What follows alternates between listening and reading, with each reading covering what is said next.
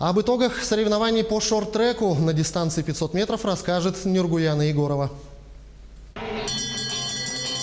Второй день соревнований по шорт-треку выдался весьма драматичным. Забеги накалили зрительский интерес. Были падения, удаления и, к сожалению, травмы.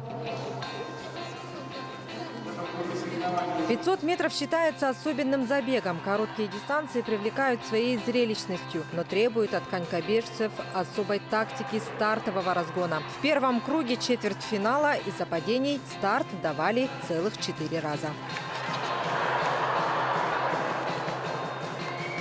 Корейцам, которым всегда пророчат безоговорочное лидерство, эта дистанция преподнесла неприятные сюрпризы.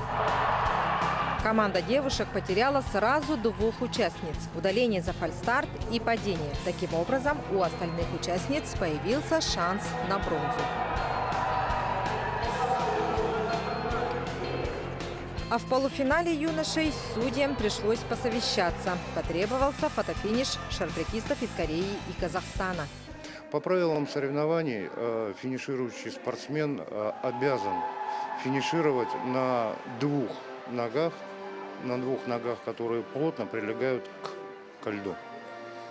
Корейский спортсмен, к сожалению, финишировал из-за большого желания выиграть, финишировал в падении, вперед ногами, ноги у него были в воздухе. Это очень опасно. В женском финале шла борьба представительниц Урала за 3-е место. Свой шанс не упустила Полина Насыбулина. Я не знаю даже, что сказать. Очень волнительно было. Слов вообще нет. Одни эмоции только, и все. У вас был международный опыт? Ну, нет, это первые соревнования такие. Вы надеялись на медаль? Вообще нет. О чем вы думали, когда бежали? Ни о чем, просто отключилась вообще полностью.